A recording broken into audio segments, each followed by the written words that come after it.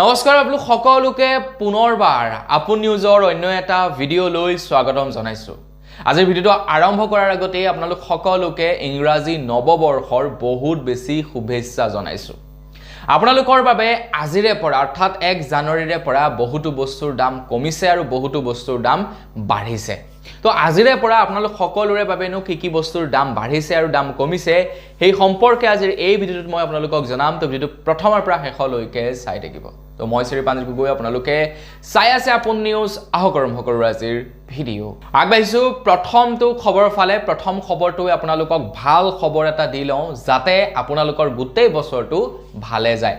খবৰ ওলাই পৰিছে যে 2026 চনত আপোনালোকৰ কাৰণে বেটাৰীৰ প্ৰাইচ কমিব বুলি জনাইছে, যাৰ ফলত নেকি ইলেক্ট্ৰিক ভেহিকেল সমূহৰ দাম যথেষ্ট পৰিমাণৰ কমি যাব। প্ৰায় 50% বেটাৰীৰ দাম কমিব বুলি খবৰ ওলাই পৰিছে।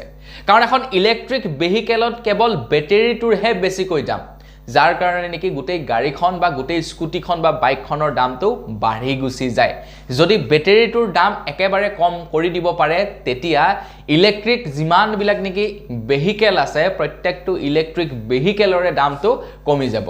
এটা খবৰ ওলাই পৰিছে যে ইলেক্ট্ৰিক ভেহিকেলত ব্যৱহাৰ হোৱা বেটাৰীৰ দাম 50% কমি যাব, যাৰ ফলত নেকি ইলেক্ট্ৰিক ভেহিকেলৰো দাম কমিব 2026 চনত। তো প্ৰথমে আপোনালোকক এটা ভাল খবৰ দি লৈছো, তাৰ কাৰণে কিন্তু লাইক এটা কৰিবলৈ নাপাহৰিব।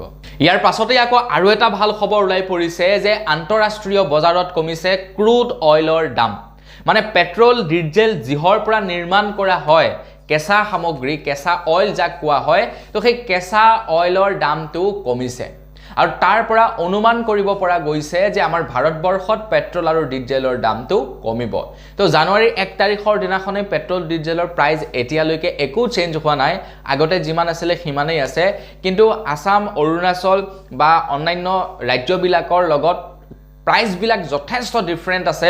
আপোনালোকে যদি অৰুণাচলত পেট্ৰল ভৰাবলৈ যায় বা ডিজেল ভৰাবলৈ যায় অসমৰ তুলনাত প্ৰায় 10 টকামান মানে আপোনালোকে ল' প্ৰাইজত ভৰাব পাৰে অৰুণাচল প্ৰদেশত। ঠিক তেনেকৈ অসমত 10 টকামান মানে পেট্ৰল ডিজেলৰ দামটো বেছি হয়। এতিয়ালৈকে আপছ ডাউন একো হোৱা নাই, কিন্তু খুব সোনকালেই আপছ ডাউন হ'ব, কিয়নো আন্তঃৰাষ্ট্ৰীয় বজাৰত পেট্ৰল আৰু ডিজেলৰ কেঁচা অইলৰ মানে ক্ৰুড অইলৰ দামটো কমিছে। ইয়াৰ পাছৰ খবৰটো ওলাই পৰিছে আকৌ দাম কমা বস্তুৰ ওপৰতেই। খবৰ ওলাই পৰিছে PNG আৰু CNGৰ দামটো বোলে 1 জানুৱাৰীৰ পৰা প্ৰতি ইউনিটত 2 পৰা 3 টকা কমিছে।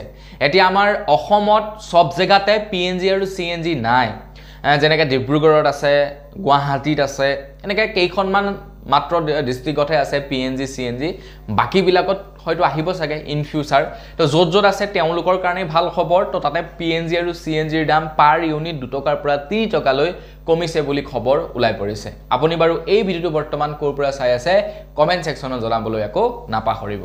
ইয়াৰ পাছতে আকৌ খবৰ ওলাই পৰিছে 2026 চনত যিসকল লোকে হোম লোন ল'ম বুলি ভাবিছে তেওঁলোকৰ কাৰণে এটা ভাল খবৰ ওলাই পৰিছে। মানে যিসকল লোকে 2025 চনত চাকৰি পাইছিলে, চৰকাৰী চাকৰি, তো তেওঁলোকেতো এতিয়া হোম লোন এটা ল'ব ন। হোম লোন এটা লৈ ঘৰখন নিৰ্মাণ কৰিব, কাৰণ ইমান দিন কষ্ট কৰি তেওঁলোকে পঢ়িলে, মাক দেউতাকে পঢ়ুৱালে, এতিয়া তেওঁলোকে ঘৰটো নিৰ্মাণ কৰিব। তো তেওঁলোকৰ কাৰণে ভাল খবৰ ওলাইছে 2026 চনত হোম লোনৰ ৰেট অফ ইণ্টাৰেষ্টটো কমিব। ৰেট অফ ইণ্টাৰেষ্ট কমি যোৱাৰ লগে লগে EMI কমিব, বেছিকৈ পইচা ভৰিব নালাগে। আৰু 2026 চনত হোম লোন যদি ল'ম বুলি ভাবিছে কিছুদিন ৱেইট কৰক, আপোনালোকৰ কাৰণে ৰেট অফ ইণ্টাৰেষ্টটো কমিব। এইখিনিতে আকৌ খবৰ ওলাই পৰিছে এতিয়াৰে পৰা আপোনালোকে পলিউশ্যনৰ চাৰ্টিফিকেট ল'বৰ কাৰণে বেছিকৈ পইচা খৰচা কৰিব লাগিব। মানে আপোনালোকৰ গাড়ী বা আপোনালোকৰ বাইকৰ যদি পলিউশ্যনৰ চাৰ্টিফিকেট ল'বলৈ যায় আগৰ তুলনাত এতিয়া আপোনালোকে বেছিকৈ টকা ভৰিব লাগিব। আগতে আপোনালোকে যিমান ভৰিব লগা হৈছিলে পলিউশ্যন টেষ্ট কৰিবৰ কাৰণে, এতিয়া তাতকৈ বেছি ভৰিব লাগিব বুলি কৈছে। বৰ বিশেষো ইমান নহয়, কিন্তু 10 টকাকৈ আপোনালোকে বেছি ভৰিব লাগিব আগৰ তুলনাত। আগতে যিমান ভৰিছিলে তাতকৈ 10 টকা এতিয়া বেছি হ'ব। কিন্তু পলিউশ্যন চেণ্টাৰ কিছুমানে কি কৰে 10 টকাৰ জেগাত 100 টকাই বঢ়াই দিয়ে। ইয়াৰ পাছৰ খবৰটো ওলাই পৰিছে আকৌ ইলেক্ট্ৰিক ভেহিকেলৰ ওপৰত। ইলেক্ট্ৰিক ভেহিকেল আপোনালোকে যদি ক্ৰয় কৰিম ভাবিছে তেনেহ'লে দিল্লীলৈ যাওক। দিল্লীত আপোনালোকে পাৰিলে এখন ইলেক্ট্ৰিক ভেহিকেল ক্ৰয় কৰাৰ চেষ্টা কৰক। কিয় কৈছোঁ? কাৰণ দিল্লী চৰকাৰে স্কিম উলিয়াইছে যে দিল্লীত যোনেই ইলেক্ট্ৰিক ভেহিকেল ক্ৰয় কৰিব তো ইলেক্ট্ৰিক ভেহিকেলত যথেষ্ট পৰিমাণৰ ছাবচিডি প্ৰদান কৰিব বুলি জনাইছে। মানে যথেষ্ট পৰিমাণৰ টেক্স কৰ্তন কৰি দিব দিল্লী চৰকাৰে গতিকে আপুনি যদি ভাবিছে দিল্লীত এখন ইলেক্ট্ৰিক ভেহিকেল ল'ম বুলি তেন্তে দিল্লীৰ পৰা ল'ব পাৰে এইটো আপোনালোকৰ কাৰণে বেষ্ট অপচন হ'ব পাৰে কিয়নো এফালে কমিব বেটাৰী দাম আনফালে দিল্লী চৰকাৰে টেক্সত কৰ্তন কৰিব কাৰণ দিল্লীত যি পলিউশ্যন হৈছে ন তো পলিউশ্যনৰ কাৰণে কি কৰিছে ইলেক্ট্ৰিক ভেহিকেলক প্ৰমোট কৰিছে দিল্লী চৰকাৰে যাতে মানুহে বেছিতকৈ বেছি ইলেক্ট্ৰিক ভেহিকেল ব্যৱহাৰ কৰক আৰু তাৰ কাৰণে দিল্লীত টেক্সৰ ওপৰত ৰেহাই দি দিছে তো আপোনালোকেও দিল্লীত যদি এখন ক্ৰয় কৰে ইলেক্ট্ৰিক ভেহিকেল যথেষ্ট পৰিমাণৰ আপোনালোকৰ ফায়দা হ'ব ইয়াৰ পাছতে আকৌ খবৰ ওলাই পৰিছে যদিহে আপোনালোকে 2026 চনত গাড়ী ক্ৰয় কৰিম বুলি ভাবিছে ন তেনে আপোনালোকৰ কাৰণে বিৰাট এটা বেয়া খবৰ ওলাই পৰিছে আমাৰ ভাৰতবৰ্ষৰ প্ৰায়খিনি কোম্পানী যেনে Hyundai হৈ গ'ল Suzuki হৈ গ'ল Tata হৈ গ'ল মানে যিমানখিনি নেকি কোম্পানী দেখিছে আপোনালোকে গাড়ী কোম্পানী প্ৰত্যেক গাড়ী কোম্পানীয়ে মানে প্ৰায় 1 পৰা 2% তেওঁলোকৰ গাড়ীৰ দামটো ইনক্ৰিজ কৰিব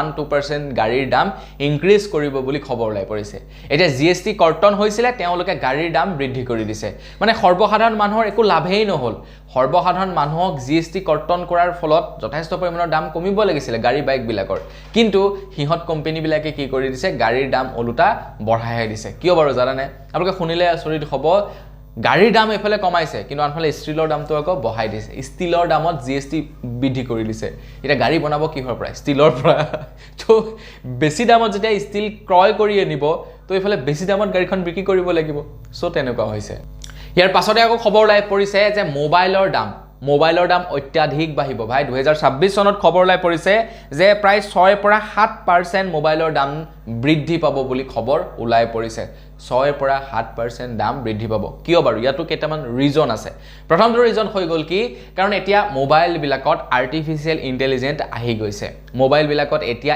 এআই ইনক্লুড কৰিব লগা হৈছে এতিয়া এআই কম দামি হাৰ্ডৱেৰত কাম নকৰে কম দামি সফটৱেৰত কাম নকৰে আৰ্টিফিশিয়াল ইন্টেলিজেন্টে যাৰ কাৰণে নেকি দামি সফটৱেৰ লগাব লগা হৈছে মোবাইলত দামি হাৰ্ডৱেৰ লগাব লগা হৈছে যেনে বেটাৰী হৈ গল যেনে প্ৰসেসৰ হৈ গল দামি লগাব লগা হৈছে যাৰ কাৰণে নেকি মোবাইলৰ প্ৰাইসটো 6 পৰা 7% বাঢ়ি যাব নতুন যিমানখিনি ম্যানুফ্যাকচাৰ হ'ব তাত 6 পৰা 7% বাঢ়ি যাব বেটাৰীৰ দাম ইয়াৰ পাছতে আকৌ খবৰ ওলাই পৰিছে যে সোণৰ দাম হেনো কমিব বোলে জানুৱাৰী মাহৰ প্ৰথম ভাগতে সোণৰ দামটো যথেষ্ট পৰিমাণৰ কমিব আৰু একেবাৰে মাজৰ ভাগত সোণৰ দাম আকৌ অত্যাধিক হ'ব বুলি খবৰ ওলাই পৰিছে বাবা ভাংগাৰেও এইটো এটা ভৱিষ্যতবাণী কৰিছে যে সোণৰ দাম পহিলা ভাগত কমিব আৰু মাজ ভাগত সোণৰ দাম বৃদ্ধি পাব খবৰ লোৱা অনুসৰি জানুৱাৰী মাহত প্ৰায় 10 পৰা 15% সোণৰ দাম কমিব তো আপোনালোকে যদি সোণত ইনভেস্ট কৰিম বুলি ভাবিছে তেনেহলে আপোনালোকে মানে এই কোন সময়ত ইনভেস্ট কৰিব পাৰে আপোনালোকৰ কাৰণে মানে এটা ভাল অপৰচুনিটি আহিছে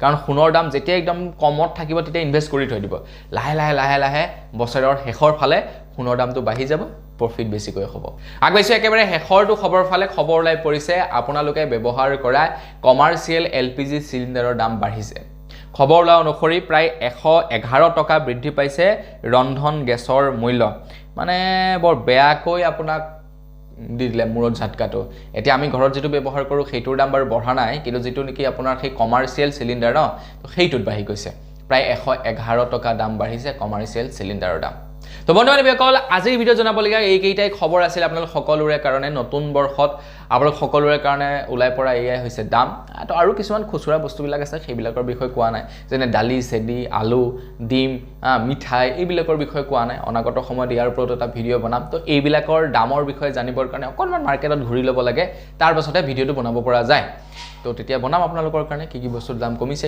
কি বস্তুৰ দাম বাঢ়িছে 25 চনৰ জতন তো আজি ভিডিও জনাবলৈ খবৰ ইমানটো আছিল পুনৰ আপোনালোক সকলোকে লগ পোৱাৰ খাতিৰত বিদায় মাগিছো ধন্যবাদ জয় অসম